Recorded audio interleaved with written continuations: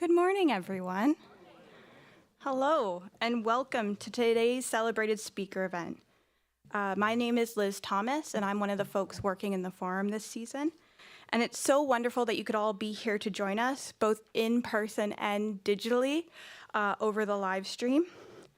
I'd like to start by reminding our audience to turn off their phones out of respect for our guests, and let everyone know that we're hoping to have time for some questions at the end of the event.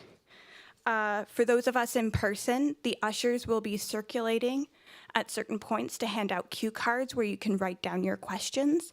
A tip from those in the know, if you write down in big block letters, your question is more likely to be asked. And for those watching over YouTube, please put any questions you have in the chat, and we can make sure that they get up to the front as well. Early in our planning process in the forum, we asked Janny Lauzon and Caitlin Reardon, the playwrights and director of 1939 and today's moderators, to give us a list of names who they'd like to have come and potentially speak at the forum. Bev Sellars was at the top of their list. Her book, They Called Me Number One, had been one of the major sources that they researched from when writing 1939. Bev's book is a memoir of her time in St. Joseph's Mission, a residential institution at Williams Lake in British Columbia. It follows the story and the story of her classmates, a story of abuse and alienation from oneself and one's culture, and Bev's journey of healing the trauma she endured as a child and reconnecting with her Secwépemc heritage. We have some tricks for tracking down potential speakers in the forum, and it wasn't long before I was sending an email to Bev. You never know in these pitches to speakers if they're going to be accepted, but almost immediately we received an enthusiastic yes, of course, from Bev. She was so willing to be involved, to help, and to share her story.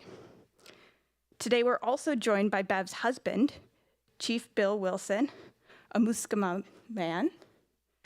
His accomplishments, along with his jokes and anecdotes, are countless. But one notable addition to his long list of successes was that he helped draft the first and only amendment to the Canadian Constitution, which enshrined traditional land and treaty rights to all Indigenous peoples across Canada, and established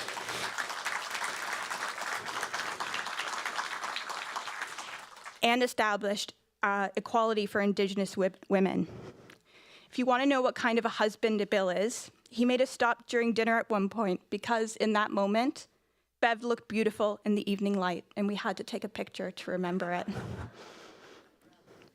As I've gotten to know Bev and Bill and watched from afar as Jenny and Caitlin prepared 1939 and reflected on what it means to be a settler working and living on colonized land, there's one thing that all of these folks have demonstrated time and time again: care. It's a quality that is hard to quantify and hard to point to, but it's been there since the beginning. Care requires respect as its foundation. Care asks us to slow down, take time, and listen. Care is an active, radical response in a culture that asks us to forget. It's woven into the play, the 94 calls to action we often reference at the beginning of our forum events, and into Bev's work and writing, and it's woven into the land we meet on today. We are so fortunate to live on this land that has been cared for those living here since time immemorial, and we are deeply indebted to the ancestral guardians of this land and its waterways, the Anishinaabe, the Haudenosaunee Confederacy, the Wendat, and the Adirondack. So with all this in mind, it's my great privilege to introduce to you all here today and to those watching from home, our guests for this morning.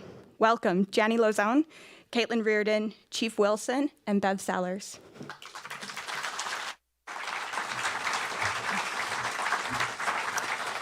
Thank you so much, everyone, for coming. There'll be lots of opportunity, I think, for you guys to talk a little bit more about yourselves, too, if you'd like to embellish the introduction. I just wanted to start off by explaining to all of you what drew me to this book and why I'm fangirling up here right now, because Bev is sitting right to my right.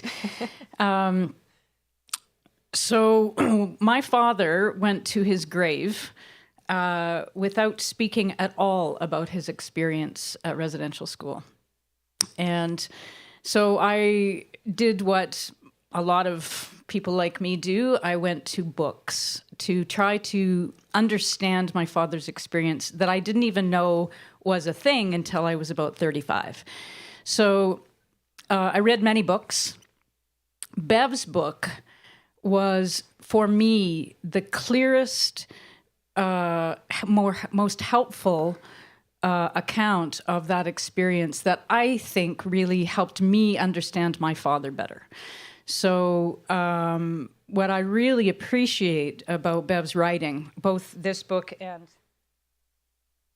this one, what we'll talk a lot about today as well, you can tell that this is a sign of a really good book for me.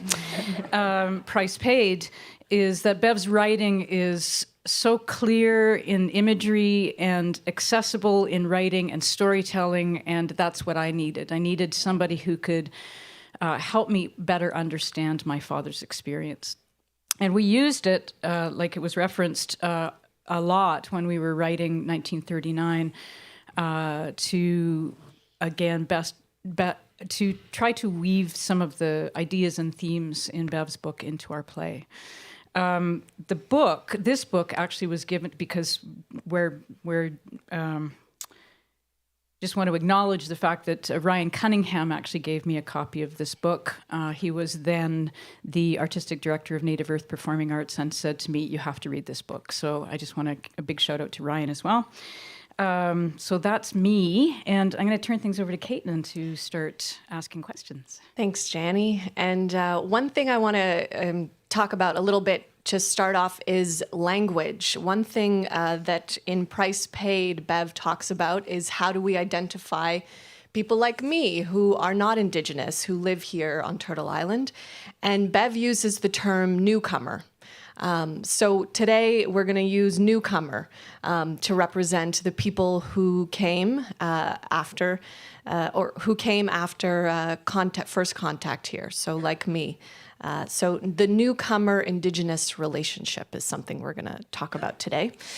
So we're going to start with Bev's second book, Price Paid.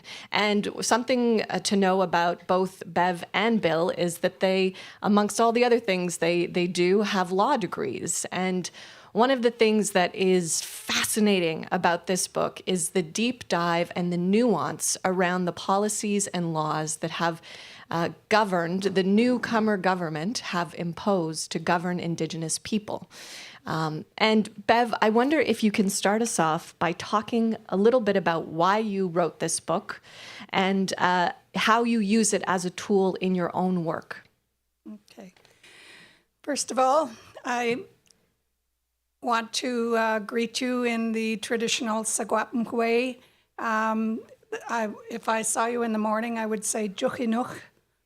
That means, the literal translation means we survived the night. And so that's how our elders greeted each other every morning. So Juchinuch to you.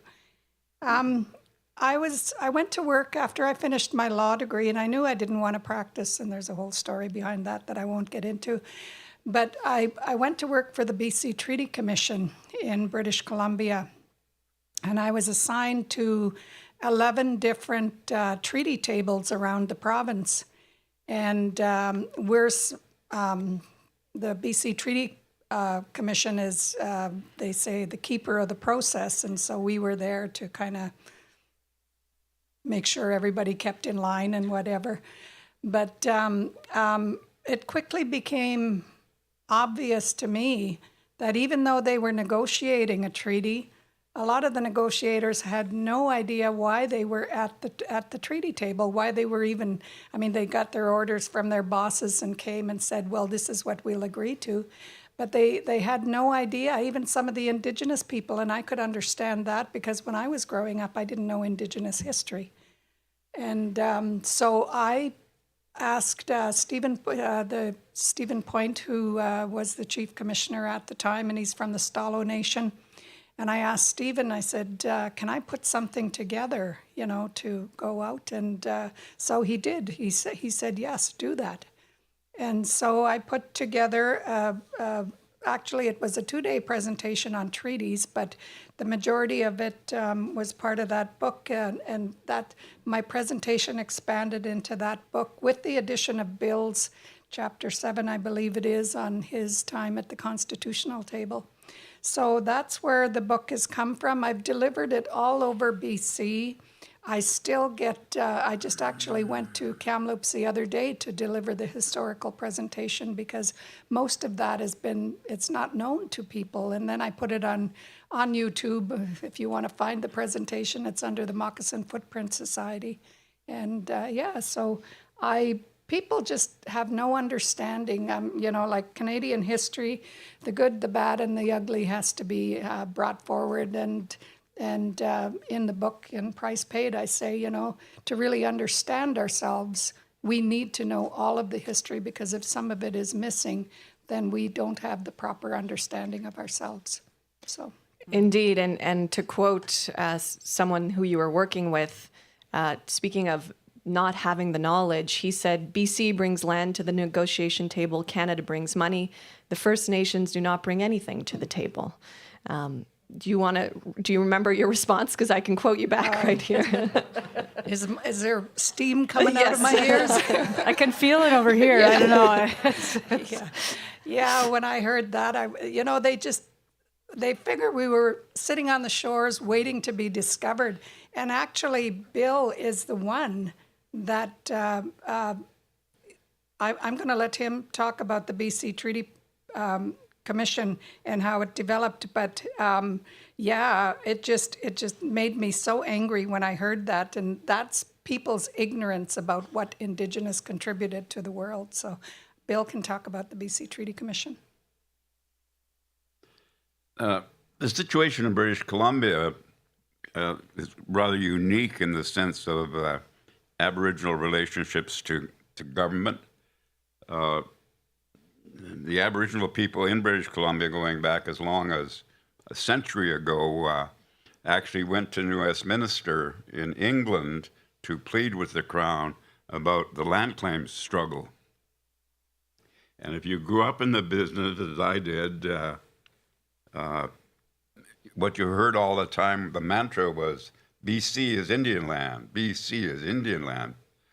And the treaty process, which started with pre-Confederation treaties in the Far East, moved eventually after Confederation across to northern Alberta and British Columbia. So there is a portion of British Columbia called Treaty 8, which is Dawson Creek, Fort St. John area. But the rest of the province of British Columbia was not covered in federal treaties. There were 13 Douglas treaties, which were negotiated by Governor Douglas before Confederation, but they have been interpreted by the courts all the time as settlement treaties. They weren't ceding treaties. They weren't surrender of land or rights or title. They did cause a number of court cases, the major one being White and Bob, which was hunting rights, etc. But the problem was that when Trudeau changed his mind, the old Trudeau, I'm not sure the young one can, but when the old Trudeau changed his mind because of the Calder decision, Calder et al. Versus the Attorney General of the province of British Columbia, it stated in Hall's judgment, even though they failed, that the Aboriginal people had more rights in British Columbia than they had previously assumed under their laws. And then Trudeau said in the armories, and I was there listening, believe it or not. I was just a young kid. I wasn't even in law school yet. He said that the Aboriginal people in the province of British Columbia have more rights than we had previously assumed. And we will now begin to negotiate Aboriginal title and treaty rights. Well, that's wonderful. Finally, the feds come on side with an informed policy, which was really non-existent. I mean, the federal government, Department of Indian Affairs was set up simply to watch the people wither and die on the reserves. And the reserves were set up as places for people to die. And they were shocked somewhat to find out that the Indian people thrived, even under the oppressive conditions that they were imposed on. And so land claims, it became, as I said, the mantra of every Aboriginal leader in the province of British Columbia. But now the federal government is on side and willing to negotiate. But there is a problem. The provincial government allegedly owns the land, and it's not at the table. And that, unfortunately, was the situation for some 35 years or so, where federal government wanted to negotiate, provincial government wasn't there. Their mantra was Aboriginal title didn't exist. If it did exist, it was extinguished at the time of union. If it wasn't extinguished at the time of union, it's a federal problem, so stop bugging us. Now, obviously, you can't have a negotiation unless you create a mechanism for the three parties of interest to be there.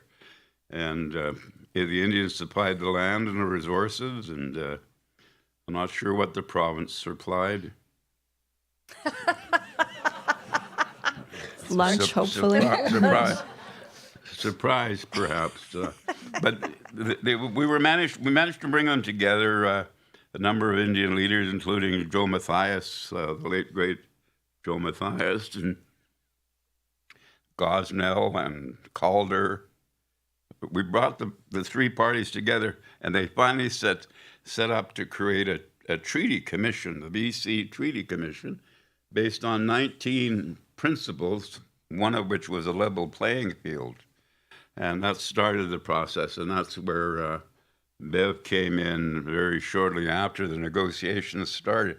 Sadly, this has been going on now for almost 30 years, and I think there are 54 claimant groups, and there's been 2 treaties negotiated. The Nisga'a Treaty was negotiated outside of the BC treaty process. Mm-hmm. The Nisga'a Treaty was a one-on. And that's where we remain now. Lawyers stuffing their pockets with millions of dollars. My band has so far paid $25 million to legal fees. And as one who doesn't have his hand in the pocket of the legal profession any longer, I think that's simply usurious. So it's basically been stalled, and it's going to need some kind of change. And I think an attitudinal change, which is happening very, very, very slowly, will help us. This is something that involves all of you, whether you're an Indian or not, or whether your parents came from somewhere else or not. The reality is that we're Canadians, and this is a grievance that will never, ever go away. And we simply need to restore Aboriginal people the opportunity for their own self-government and their own ways. And the answer is very simple. If you don't have an economy based on sustainable, renewable, natural resources, you're in poverty. And that's, I'm afraid, where Aboriginal people remain. And I'm quite disgusted with the Indian leaders that came after me. They managed to allow it to be diluted to a point where now the federal government controls it, the Department of Indian Affairs controls it, and the Department of Indian Affairs hasn't done anything I'm aware of since the Ark came over. Sorry, do you mind? No, I just want to jump in and read something from Bev's book. It's on page 57. This is a letter that was printed in the Victoria Times Colonist in 1879 by Chief William. The land on which my people lived for 500 years was taken by a white man. He has crops of wheat and herds of cattle. We have nothing, not even an acre. Another white man has enclosed the graves in which the bones of our fathers rest, and we may live to see their bodies turned over by his plow. Any white man can take 320 acres of our land, and the Indians cannot touch an acre. Her Majesty sent me a coat, 2 plows, and some turnip seeds. The coat will not keep away the hunger, the plows are idle, and the seed is useless because we have no land. He goes on to close with the letter, land, a title of our own land, that is all we ask from Her Majesty. If we had the deer and the salmon, we could live by hunting and fishing. I thought that was a really beautiful going back to land claims, what you're talking about, Bill, in terms of everything is about land, which is also a line in our play. Sorry, I didn't mean to interrupt you. Do you want to? No, that's One fine. of the things I do want to point out, just by way of background, because like I don't know what your knowledge level is in regard to Aboriginal people. I would assume it's That's why they need to write. we don't really know. That's why you need to read Bev's book. And there's nothing wrong with that. That's not ignorance. That's just lack of information. And I think that the information has to get out. And anytime I'm making presentations, I'll point out that my father was a very wealthy individual. Full-blooded Indian, owned his own seine boat, gillnet boats, trucking companies. He employed 300 white people in a village in a town composed of only 2,000 people. And he died a year before he became a citizen of this country. He died in 1959. And despite his industry, despite his wealth, despite his contribution to society, he was never a Canadian. Now, provincially, we didn't get the vote until 1948. Our first election in British Columbia as Aboriginal people was 1949. That's when Calder got elected to the first Aboriginal person ever elected to a British Parliament in history anywhere in the world. So that's the kind of background I think you need to know. Even today, if you died intestate and you were living on a reserve and you were a status Indian, you couldn't fill out your own will without the approval of the Minister of Indian Affairs. That still exists today. And the draconian policies of the Department of Indian Affairs is what is keeping Indians down. And allowing that policy to continue to exist is your fault. One of the interesting things I found, Bev, in your book was, and what I think is, because it's talking about what you're talking about, is that Aboriginal people were given the vote only after the laws and policies that now govern their traditional lands were enacted. This was, I added, is an extreme violation of our human rights. So just to go on what Bill was saying. I just want to go back to the previous quote that you did about the Williams Lake Indian Band, and you might have seen it in the news that they just recently, after I think it was 30 years of trying to get there, because the Williams Lake was built on the original native village of the Williams Lake Band, and we're very closely related. Brothers, on different sisters on different. We're just really closely related. So if you look, and they fought and fought and fought for their original village to be recognized, and they just recently won a judgment for $130 million. The federal government, or not the federal government, anyway, they won that.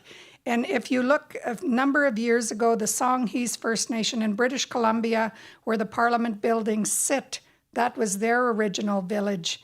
And if you look anywhere in Canada, anywhere, if there is a town or a city, and I was looking around for an Indigenous village here, but that, like, people say, well, why did you pick those reserves? We didn't pick those reserves. We were forced off the land. We were on the prime land when newcomers came here.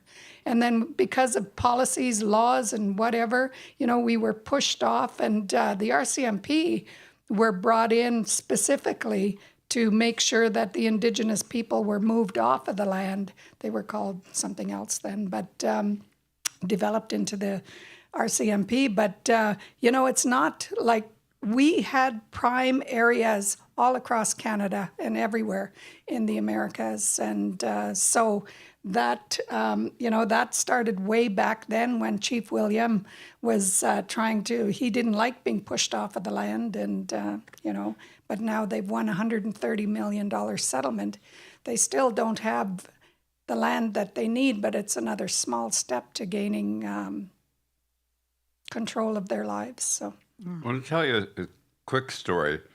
In 1970, I was just starting law school, and I was hired by the National Indian Brotherhood, precursor to the Assembly of First Nations, by George Manuel, to go and sit in on the first meeting. And I think about this, 1970, the first meeting in which an Indian was allowed to see the budget's projections for the next year of the Department of Indian Affairs. 1970.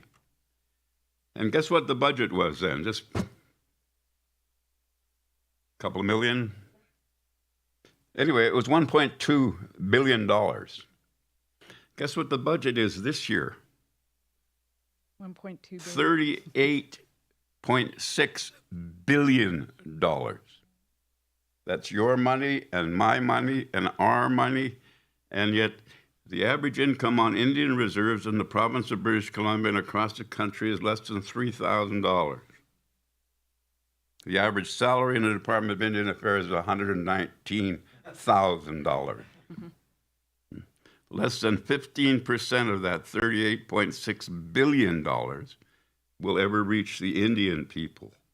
And the Department of Indian Affairs constantly funds for failure. When I was involved in the band at my home, they were thinking that you could build houses for $35,000. Mm-hmm. That's foundation, walls, installation, electricity, all of the infrastructure and plumbing. Well, that's impossible even back then. And Bev and I are always looking around because the myth among far too many non-Indian people is that Indians get everything for nothing. Right? There's nothing but a bunch of welfare recipients, or, the stereotype goes even further when it comes to booze and morality, etc. I mean, those stereotypes still exist in people. So Bev and I are constantly looking around for that reserve where you get everything for nothing. And, we're going to take that trip one day when we find it. And we haven't found it yet, of course. And the thing that really, really makes me so angry is and I've been lecturing probably 60 years now, and that ignorance still exists. And the worst part about it is you could understand if it was older people that retained these stupid assumptions. But I've met university students, high school students, who maintain the same stupid attitude. Now, where does that come from? Well, it's obvious where it comes from. Same place racism comes from. Racists. And if you're teaching your children in an improper manner, they will grow up to be just like you. If you have an improper attitude. Now we need to change it, but the money part about it just drives me absolutely crazy. Now my band has spent $25 million on a treaty process that hasn't got us one iota. And the Department of Indian Affairs, unfortunately, it's like a huge factory. You got rail lines, highway lines, airports, everything coming into one end of the factory. And at the other end of the factory, there's no doors. Why? Because there's no product. So your money, think about this, 85% of $38.6 billion, your money, my money, our money, is simply being wasted, perpetuating the situation on Indian reserves. If you divided up the money by the number of Indians allegedly eligible, and that's another whole question about status, non-status, Métis, all of the other categorizations that people have split us into, every man, woman, and child on every Indian reserve would get $42,000 a year. And yet the average income on Indian reserves in this country is less than $3,000. Something's seriously wrong here. And I've been involved in this business for 65 years. And I can tell you that relative to the rest of society, Aboriginal people's living standards have decreased. Certainly there's new houses, there's new this, new that. And the thing that really bothers me is when I graduated from law school, I was in university for 8 years. I switched faculties along the way and I ended up in law school. When I graduated from law school, I was $45,000 in debt. Nobody paid that off for me. I paid that off by myself. And when I first started getting a government scholarship, guess how much it was? $125 a month. That's a free education from the Department of Indian Affairs. And I don't mean to embarrass you or make you angry or anything like that. It's just the reality is this is our money, ours, which is being wasted on a department that does absolutely nothing. I appreciate in your book, Bev, and I know that you speak to this too, Bill, this idea of assumption of superiority. It's a phrase that I've used a lot in my lifetime too, just to try to explain where does this come from. I like what you asked, Bill. I said, where does this come from? So I think I call it unconscious bias and assumption of superiority. And these are just 3 or 4 pages of notes that I took from Bev's book. You should read both of them. So this is a quote from Frank Oliver, who was the Minister of Interior in 1905, stated in the House of Commons in 1906. If it becomes a question between Indian and the whites, the interests of the whites will have to be provided for.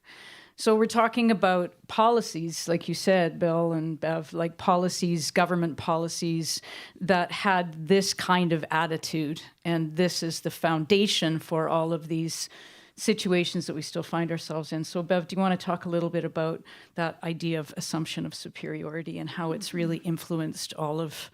The assumption of a superiority on the part of non-Indians is really what should be dealt with. That still exists in all of our relationships, and you can look around here. There's nobody better looking than me.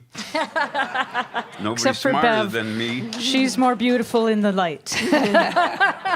Yeah, I talk about that in the book because that's the whole, when the newcomers first came, Indigenous people, helped them to adapt. And I always tell people that Indigenous people's greatest strength was sharing.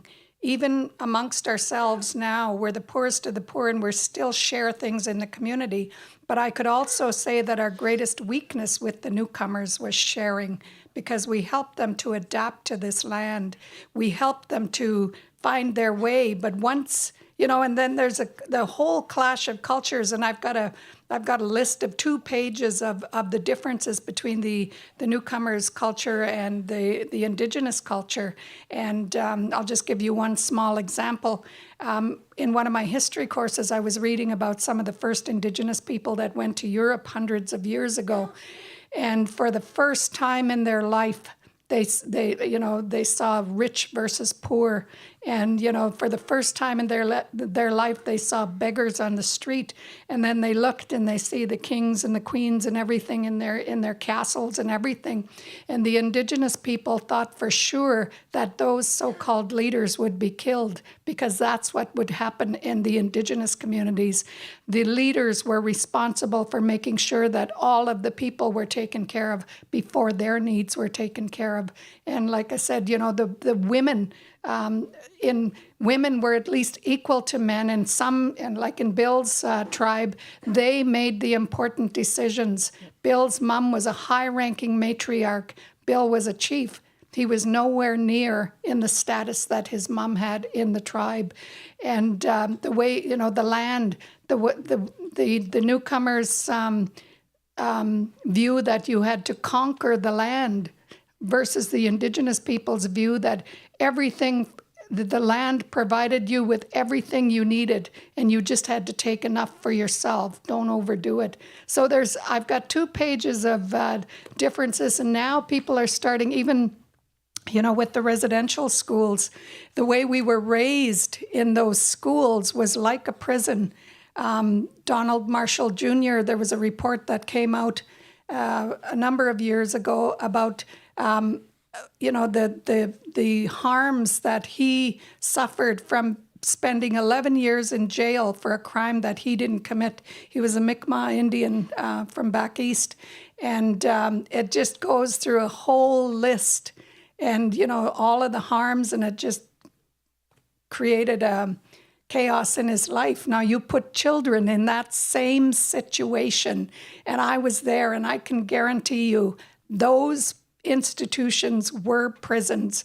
When I was reading Donald Marshall Jr.'s all of what happened to him, the lack of freedom, the lack of interaction with your family, like being punished legally when you don't deserve it, and all those kind of things.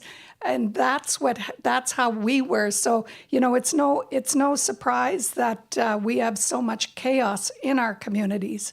And, and that's because, and now, there are books coming out where they're seeing that the Indigenous way of raising children is better. And I was reading in some of my history courses how the newcomers were, they were horrified at the way the Indigenous people treated their children because they gave them everything they wanted. They never punished them. They learned, by experience. And, like in the reports, they would say they give them the last food. If there's a last food, they give it to the children.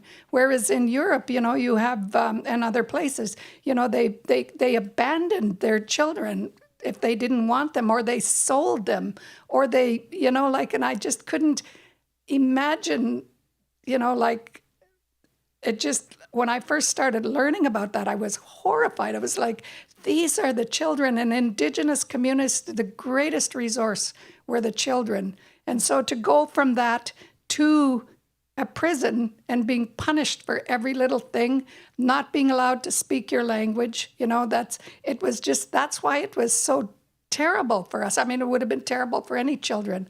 But to go from a loving, caring home, even if we didn't have the best furniture or whatever, we had more, like when I was being raised in my community, I was being raised by a community. And I knew I was loved. I never worried about my safety. I was always taken care of. And yet when I went to the residential school, I was alone. Fear was what I felt all the time. So there's so many clashes of cultures. Like I said, I've got 2 pages of them, and those are just a few. Thank you. One of the things about residential schools, first of all, obviously we're different, right? She's much better looking than I am. I grew up in a very rich family. Both my mom and my father were full-blooded Indians, and we had all the privileges. I was a spoiled, rotten kid, and still am. And I hope to remain forever. But I remember they used to take the Indian kids. There was a reserve just down the road from where we lived. We lived on the golf course in some palatial estate. And there was an Indian reserve there. And I noticed every August the Indian kids would disappear. I had no idea where the hell they went. You guys hiding somewhere? I'm looking for my buddies. And it wasn't until I was a full-fledged, established Indian leader, I was about 35 years old, that I found out about it. And I'm an educated, knowledgeable, well-read individual who happens to be an Indian, who should know everything about Indians that there needs to be known, until I met Bev, and then she started to tell me about residential schools, bit by bit by bit. And I can understand why they don't want to share the stories. The horrors that you're hearing of now have been told for over 100 years, but no one's been listening. Mm-hmm. No one's been listening. And Bev started to tell me stories, and then I started to think back to my past. I actually drove nieces and nephews to the Port Alberni Residential School. I did that. I'm going, Christ, how could I not know about all of this? So I understand, of the dearth of knowledge among non-Indian people, but the reality is that the reason that lack of knowledge exists is that you wouldn't admit the stories that the Indian people have been telling you for 100 years. And it's not the excuses that, there were a few pedophiles. No. Not, a few people got sexually abused. No. Every one of them got sexually abused, and every one of them was starved, and every one of them was beaten. And after I heard the stories from my nieces and nephews, I was ashamed. Why didn't I do something about that? And it still exists. We have a policy now where the Fantastic. Department of Indian Affairs can still apprehend our children, still take our kids. Yeah. Those are my granddaughters on the front of that page there. And the younger one would have been at the school for 2 years, and the older one would have been at the school for 4 years by the time that picture was taken. And thank goodness my children are the first generation that didn't have to go to the residential school. But the younger one, that's her first year of university this year. Mm-hmm. I'm so proud of her, and she's been a straight A student. And there's all these stupid little Indian kids, you give them a chance, to prove what they can do, and they're amazing. There's so many out there. I mean, one of them, a few years ago, there was a Rhodes Scholar. He was Indigenous, and he was really angry that people made such a big issue about it because he was Indigenous, They're Indigenous. I mean, we have the same brains. Humans are, the same. We might think a little differently, but we have everything that everybody else has. And it just... except opportunity. Yeah, except opportunity. Yeah. So we hope to change that. Yeah, one of the things that seems to be a current that runs through a lot of the stories that we've read and hearing you speak is this idea of resilience, of, being put on a reserve to die, and yet people thrive. They find a way. There is determination. The language survives, culture survives, ceremony survives, even if it goes underground for a long time. And that was something Janny and I really focused on when we were writing 1939, is this idea of the resilience of these 5 students. And in reading your book, there's it really made me think about sort of how we thought about our 5 students is this wonderful story. Well, wonderful is maybe not the right word, but it's a story of resilience. So the Aboriginal people came up with their own ways of having their meetings. Members of the Native Brotherhood of British Columbia, one of the first and oldest organizations in the province, tell the story of gathering and singing Onward Christian Soldiers and other hymns until the Indian agent and the RCMP were sure it was a religious gathering. Once the authorities left, the Aboriginal people freely discussed the important land and human rights issues they needed to survive. And the reason they had to do that was because of an amendment to the Indian Act that, to quote, Indians, non-treaty Indians, and half-breeds of 2 or 3 or more were not to gather in one place except for religious or familial purposes. That was a law. So they had to sing Onward Christian Soldiers to prove that they weren't trying to gather and talk about land rights and talk about human rights. And this, I mean, that is so creative, and it speaks to the resilience of this community. That I got that story from Bill, but there's another story. And, when they were making all these laws to try to control Indigenous people, Indigenous people didn't say, oh, well, that's the law, we have to obey it. They were always trying to get around it. And so they would do things like that. And I was in the Stalo Nation, and this old elderly guy came up to me when I was doing my presentation and telling the story about the Native Brotherhood. And he came up to me and he said, and when they said that no Indigenous people could gather, it didn't talk about religious people, and so the priests and others said, well, we need to gather them for religious purposes. So they went back and they changed the Indian Act, allowing people to gather for family and for religious purposes. So this Stalo elder was telling me that they would have mass on Sundays. The priest would come in and they would have mass, and a lot of the older people didn't speak English. So the priest would ask the chief to translate the mass for him. And so the priest didn't know how to speak the language. And so instead of translating the mass, he would be talking about issues that they, like the Indigenous issues that he needed to speak to them about. And there are so many ways, and I don't know if there are any young Indigenous students here, but I always say there are stories like this right across Canada, and someone should write a book about that, all the Indigenous ways that because it had to go underground, because you would be thrown in jail if you just gathered five Indigenous people together, adults, if you were caught together, you were thrown in jail. So they had to come up with some creative ways to keep the issues alive.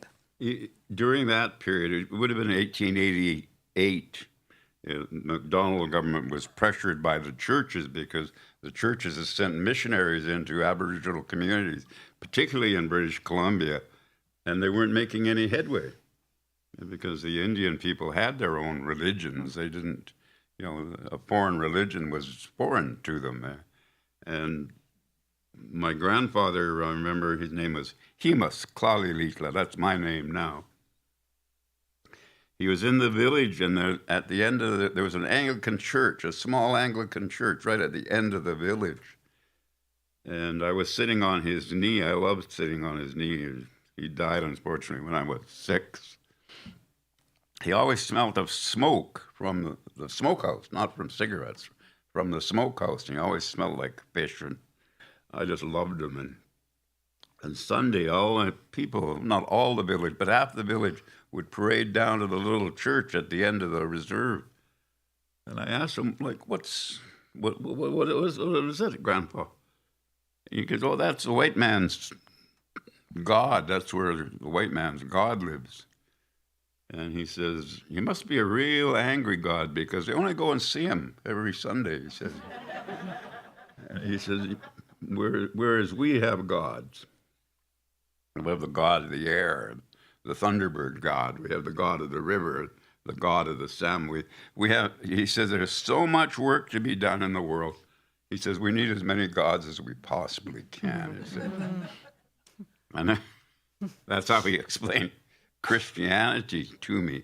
But anyway, his name, Himas Klalilitla, my name. Himas means the chief was always there to help.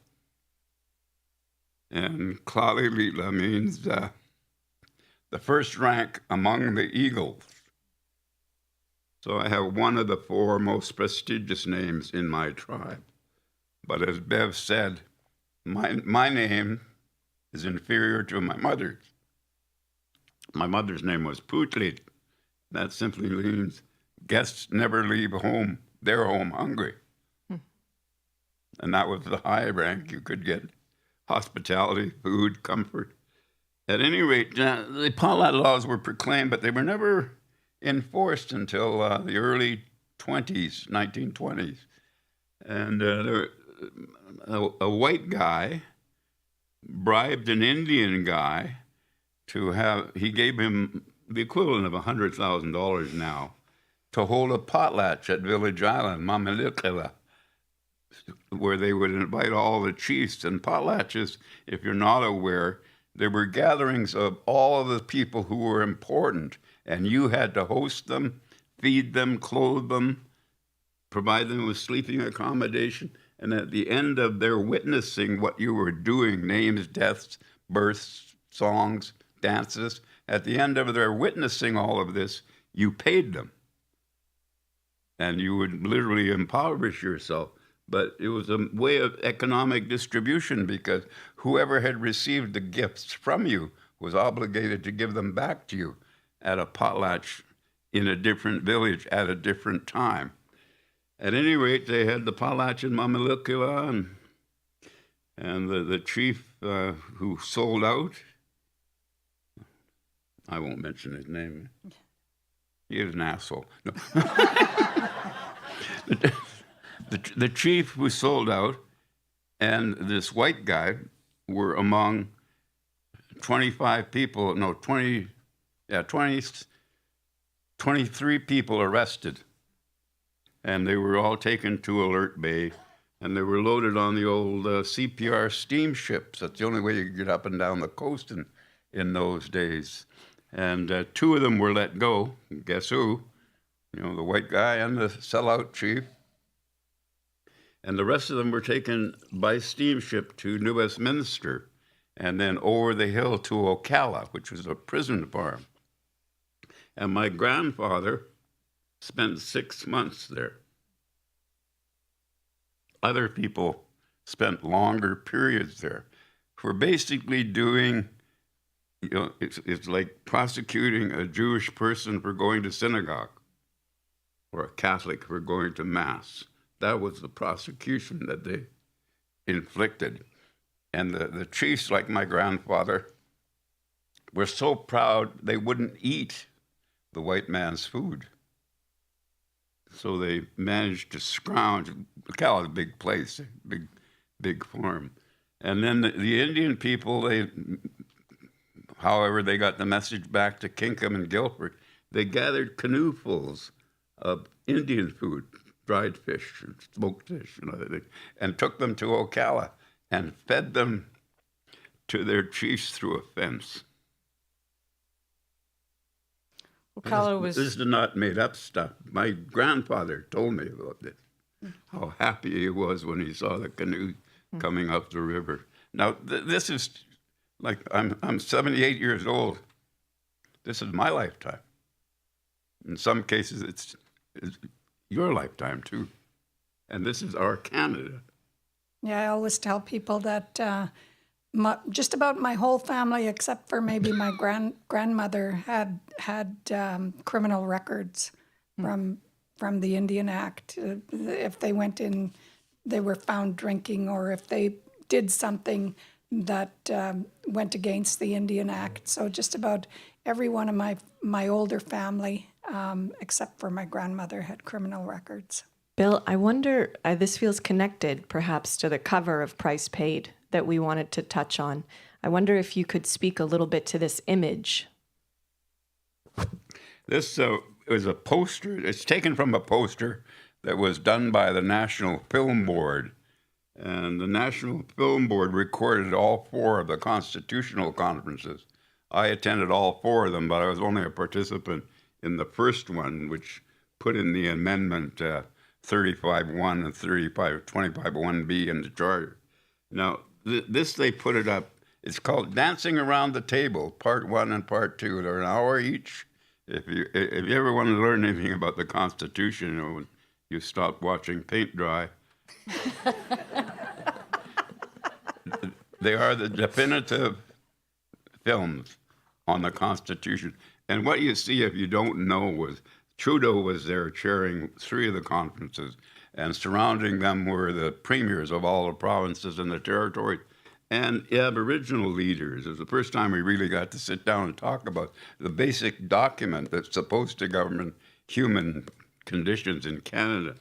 Anyway, Maurice Beaubouillon, he became a good friend.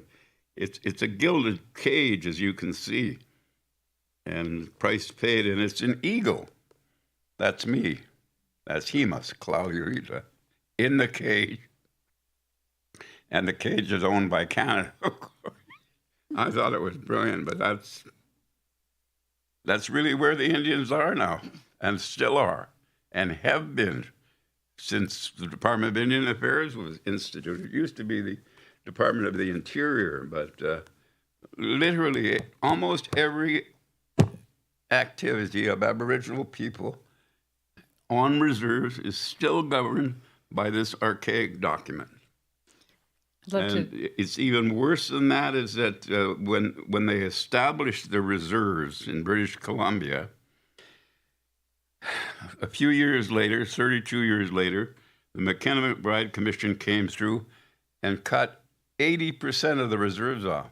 So like Bev mentions about Kamloops, Prince George, Vancouver, Prince Rupert, all of the fertile valleys that the Indian people occupied were cut away, and then they were given new reserves. And it's true that 86,000 acres was returned to the Indians, but it was things like mountaintops or unfertile valleys, under places that were of absolutely no use. And that's why you see every major city in British Columbia was an Indian reserve. All you have to do is trace the salmon anywhere it goes, and you know you're going to be on an Indian reserve. Well, the McKenna-McBride Commission and several commissions after that, including 1036, Order in Council 1036, British Columbia statute, made it legal to take 10% of any Indian reserve without compensation. So if you see British Columbia, and I hope you do if you haven't already, you will see that all the highways are connected to Indian reserves because you could get the land for nothing. Connect the dots. Yeah. It brings me back to this thought also in your book, or that you talk about a lot in your book. So I just want to roll it back to, and just jumping off what you were both talking about, the Department of Indian Affairs and also the Indian agents, and how the power of the government had given what I say, what you say too, the self-appointed ability to change the rules whenever they wanted to. So I have two thoughts in my head. The criminal records too, the thing about the Indian agents. I'll get to that. I want to do this first. So changes to the Indian Act. In 1927, an amendment to the Indian Act was, anyone taking money for Indian legal claims must first obtain a license from the Department of Indian Affairs. So the effect of this provision was to prevent Indians all across Canada from hiring a lawyer to deal with their land issues or their land claims. And it allowed the government to illegally claim the lands without any interference and court challenges. So this was happening because of land claims, and the issues that were being brought forward. And so the government just simply changed the rules to say that if you want to, if you're a lawyer, or if someone who wants to represent Indian land claims, then you first have to obtain the possibility to do so by the Department of Indian Affairs. So it creates this cyclical, crazy thing about power, and the fact that the government chose to change the rules whenever they wanted to, because then it suited and going back to was really struck when your book about the Indian agent having the power to just throw anybody in jail whenever they wanted to. And so enfranchisement, which is a huge other topic that could also be 5 hours, our veterans who fought in the war came back and were enfranchised, lost their status, were not allowed to visit their families on the reserves, because then they would be considered trespassing and could be then charged, given a criminal record, and put in jail. So these really complicated issues of the government being able, and the power of the Indian agent to make these choices on behalf of Indigenous people. Can you guys anyone jump in, talk about just that? Because that's the thing I think you're talking about, Bill, that's still happening today, right? We don't have the power to make choices. In my territory, if you know British Columbia at all, my territory comes from Comox north on the Inside Passage on Vancouver Island, northern Vancouver Island, the Broughton Archipelago and all the islands contained therein, and then up to Rivers Inlet and Kinkham, and then down to Smith's Inlet. That's my territory. Now, the Indian Agency used to be, like say this is a territory, the Indian Agency used to be here in Alert Bay, right? But in the southern part where my father was from is Cape Mudge, and right across, like 5 miles away, is the Campbell River, both of them Indian communities. Well, you had to get a pass to go from reserve to reserve. You had to get a pass to leave the reserve. Now think about this. In order for my dad to go over and see his brother in Campbell River, he would have had to go to Alert Bay to get a pass, thereby committing an offense, right? And then even if he did get the pass, he'd come back, and now what is now he can go there, but now he can't go back. And those were the ludicrous situations that Aboriginal people found themselves in. It was basically to restrict their development. There's a conscious policy to keep you down and make sure you stay down. Yep. And that was the policy, and it remains that today. Yeah, the other thing is who they put the restrictions on, and in the passage about the lawyers, I mean, they put the restriction on the lawyer that the lawyer needed to get a permission from the Department of Indian Affairs to represent Indigenous people. And I've been looking, trying to find some there. I don't think there was ever one given out. So basically that meant from 1927 to 1951, Aboriginal people could not hire a lawyer. And the other thing is they also, in establishments, like they go back, too many Native people are going into town or doing something or whatever, and so they go back and they change the Indian Act, and they put a restriction on people that owned establishments, that if they allowed Indian people in their establishment too many times, well, the Indian agent decided what was too many times, maybe once was too many times, then that person owning the business could be charged. So then you have all of these signs, like, I don't know if I put it in the book or not, no Indians allowed. Yeah. And I remember as a little girl going into town with my grandparents, and we used to have to go to the back of this restaurant. My grandmother's niece worked there, and we couldn't go to the front of the restaurant. We had to go to the back, and we were allowed to buy soup there, But those are the kind of things, and some of the older people in our community, the only place that they could stay was a Chinese hotel. And I remember going in there with my mom, but we couldn't stay anywhere else, or, it was really restrictive as to where we could go. And even when I was growing up and I was in my 20s, even though they didn't have those laws anymore, when I would go into some place, I felt I'm not supposed to be here, So there are still some places like that exist today, but I go in, and since I've met Bill and my self-esteem has gone up, I go in some place where I know it's not, I'm not welcome, and I sit there and I make them serve me. So, but that's thanks to Bill. Yeah. And I credit Bill. Bill was a taxi driver when he was going to university to pay his way through university. He drove cab for 5 years in Vancouver. 6 years in Vancouver, and he took, he got to know everybody. He said I'll let him talk to that in a bit, but I always credit Bill because when the Indigenous people first started meeting, they were meeting in the basements of old hotels and stuff like that, and it was Bill who insisted, when he started going to these meetings, he couldn't believe we're having a meeting here. And I'll let him tell you the story about the Hotel Vancouver. It's a funny story, but anyway. But I credit Bill with moving us quicker into the hotels where we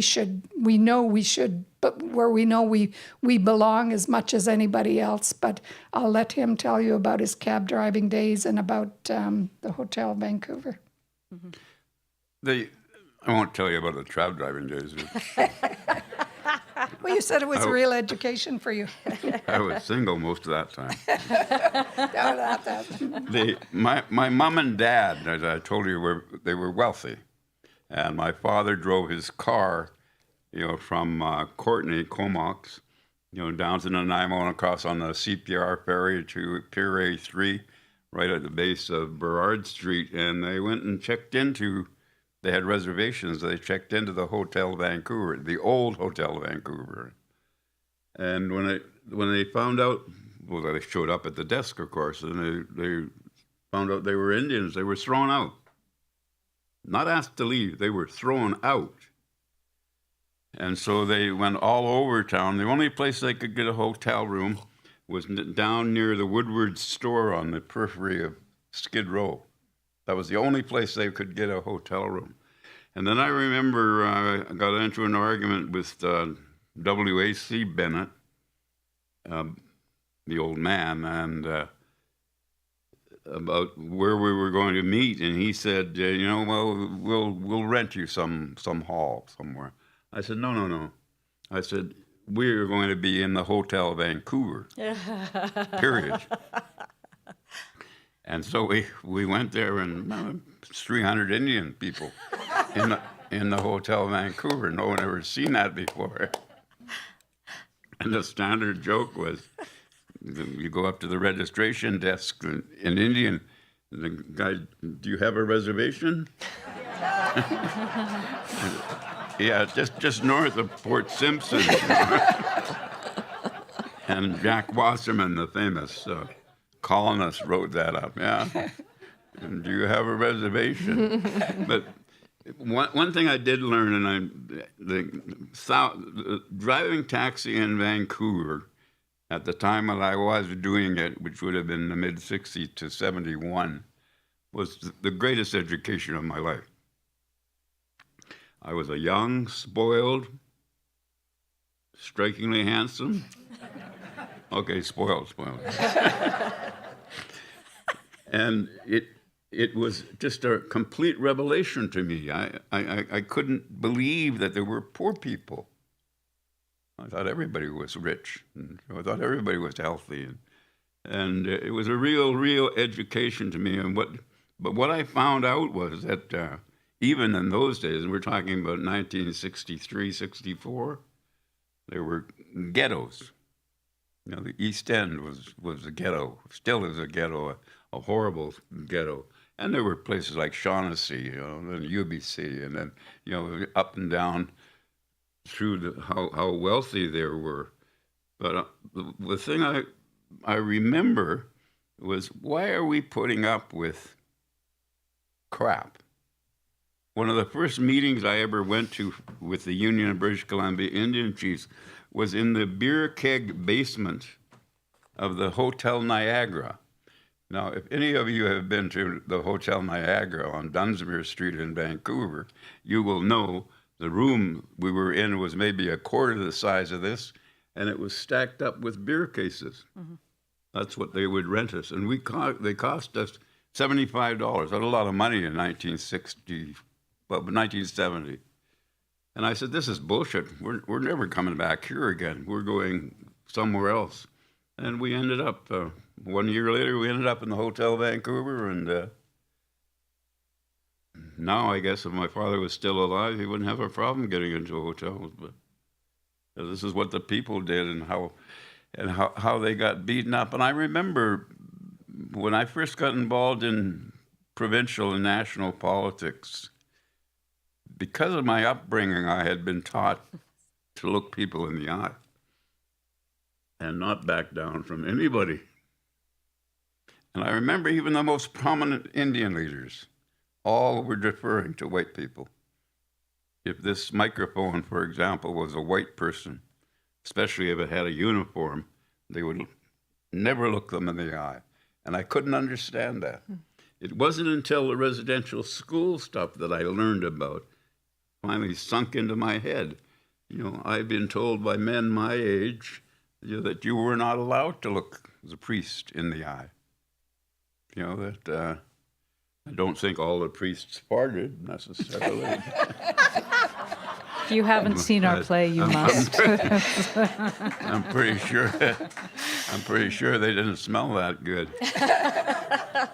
But there's an attitude change that's necessary, not just among you, but among Indians as well. These hangdog Indians that are suckholing to the Pope or flying around the world kissing people's rings make me sick. They represent to me the quislings of the nations. They are the Norwegian Prime Minister cooperating with the Nazi Germany. these people are sellouts and they don't represent me. And of course, I believe the sooner people adopt my attitude, the better off we'll be.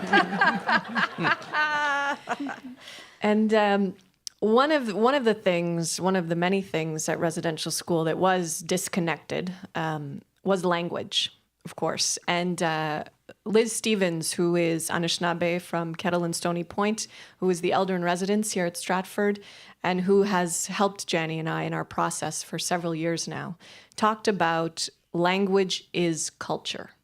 Culture exists within language, and she is a language speaker, and that's something that she dedicates her life to sharing that knowledge. And it's interesting, Bev, reading in your book, talking about how the English language is made up, part of our language is made up of 2,200 Indigenous words or concepts.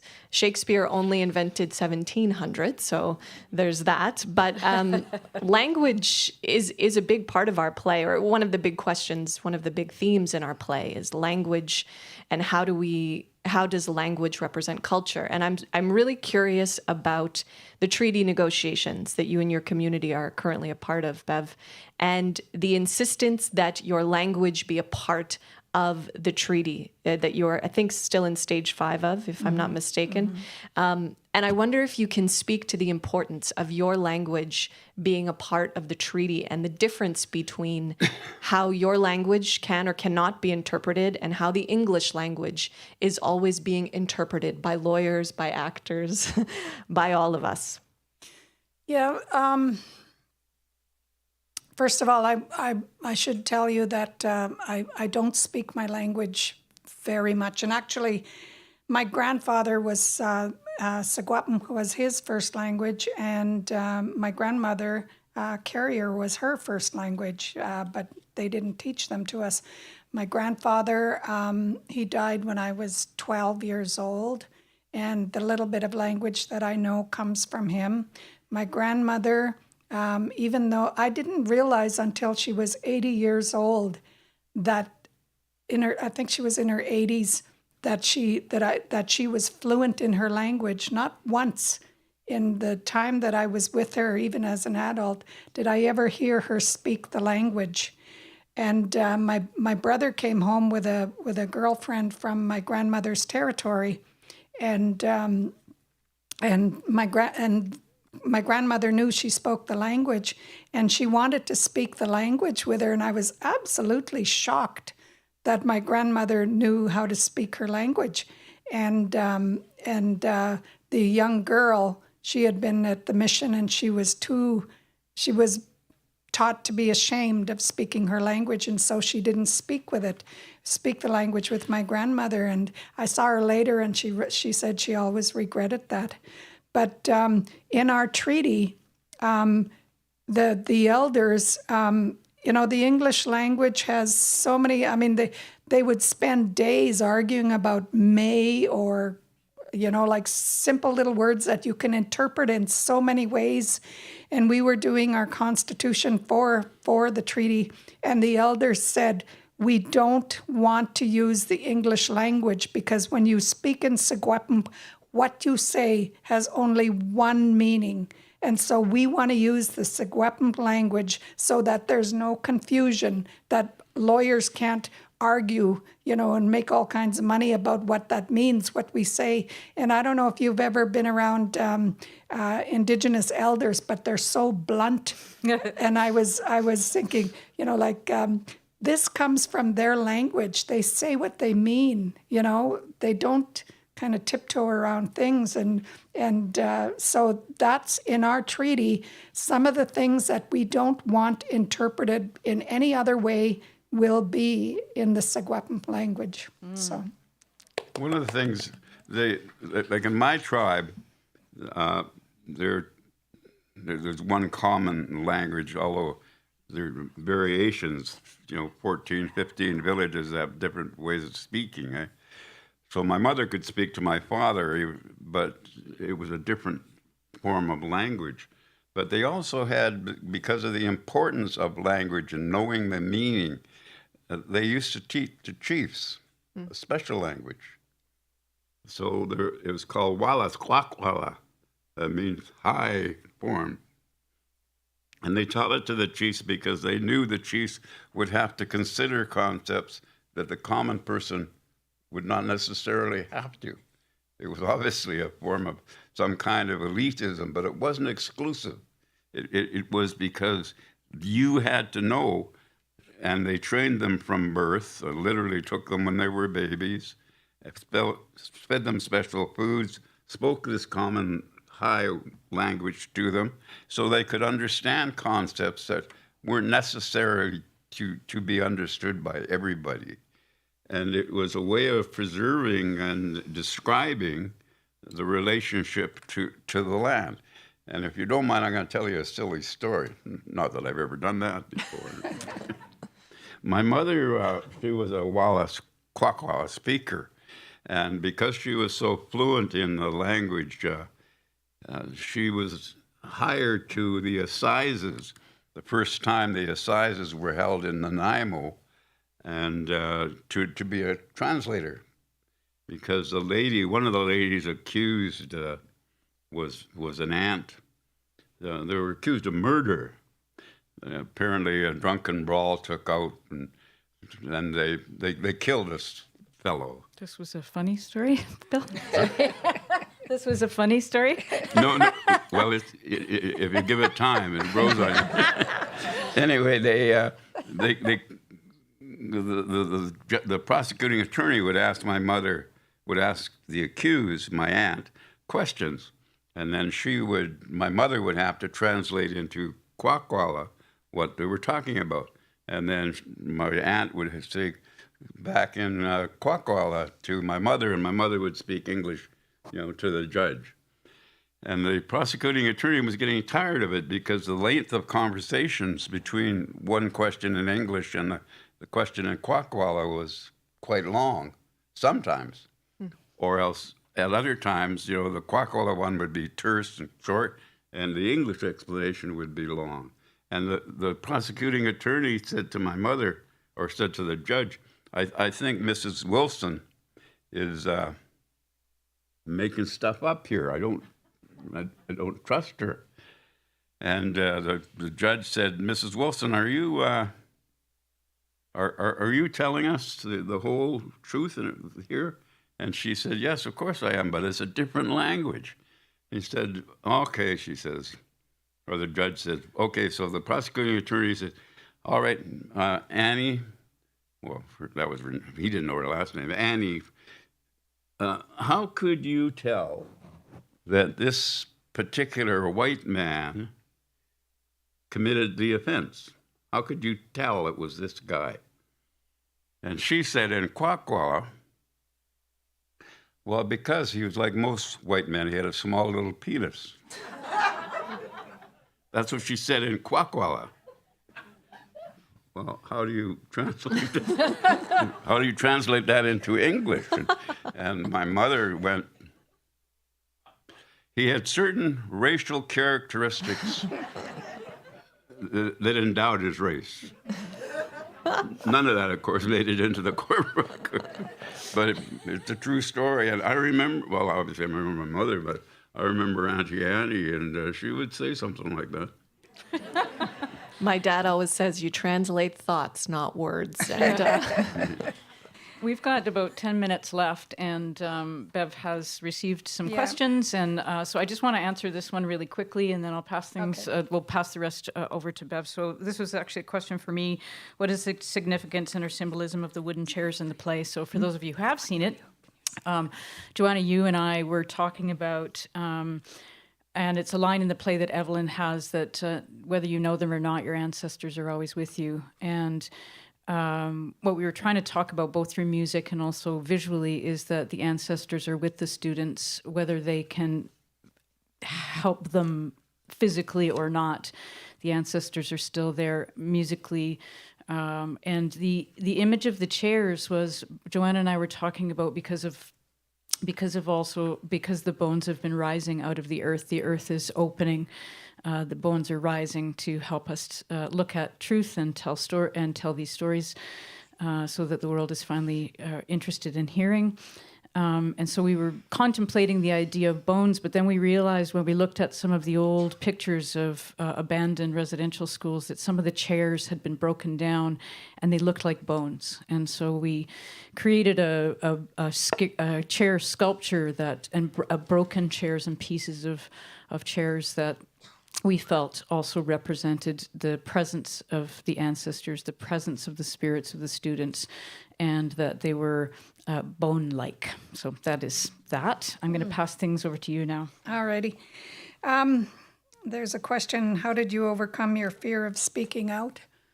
I remember the first time I was on a stage, and it was probably about as big as this, and I'm sure the whole stage was shaking when I was, because I was shaking, and that was my experience. But when we first started talking about,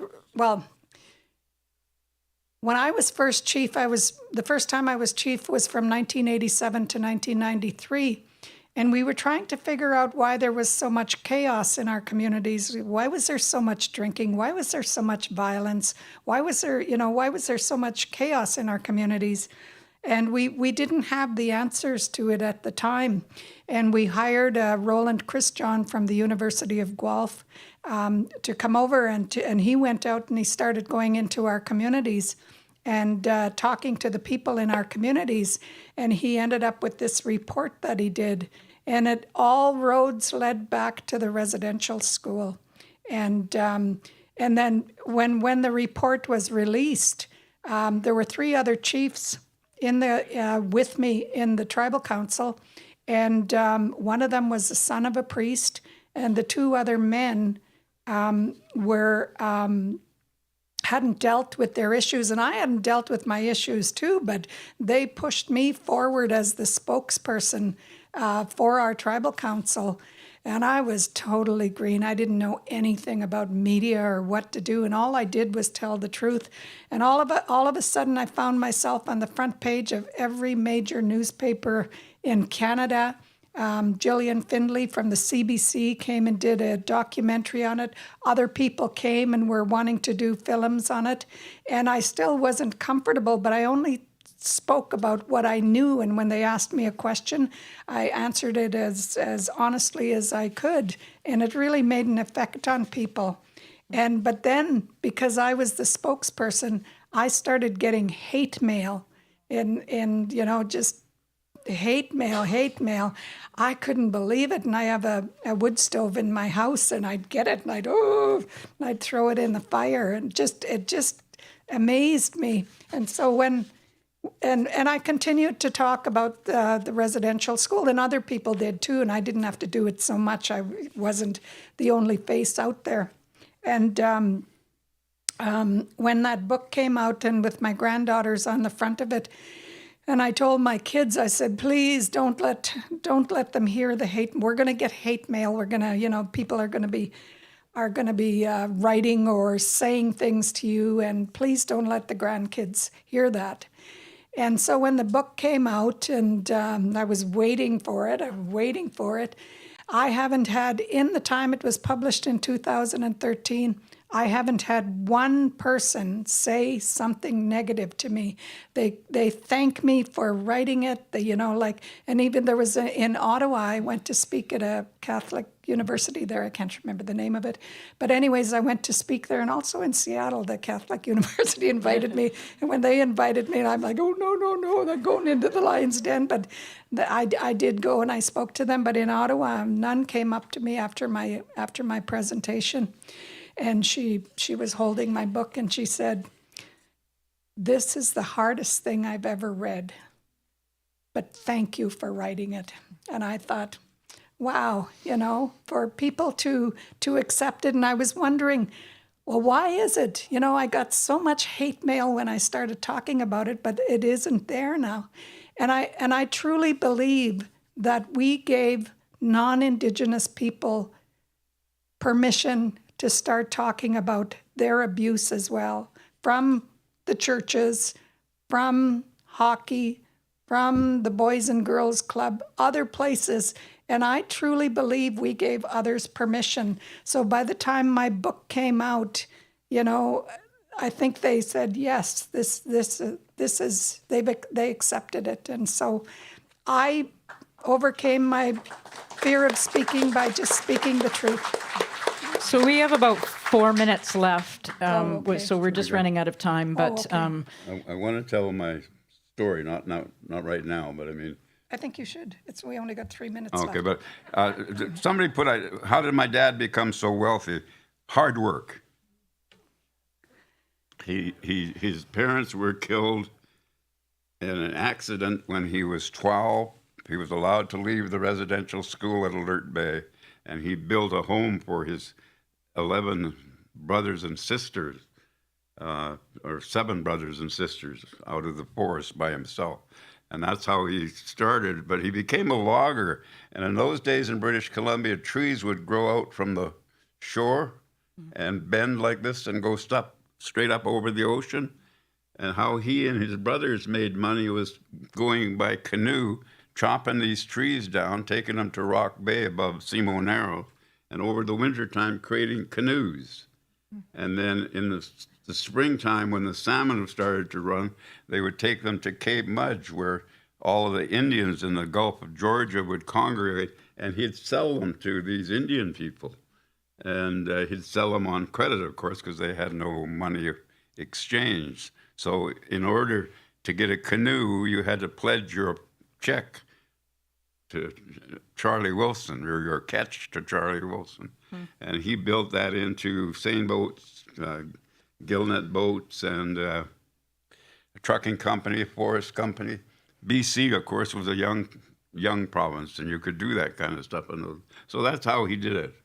Plus, he hired a lawyer that he could trust, and the lawyer did all of the transactions for him. You've got 2 minutes. I think you should tell your story.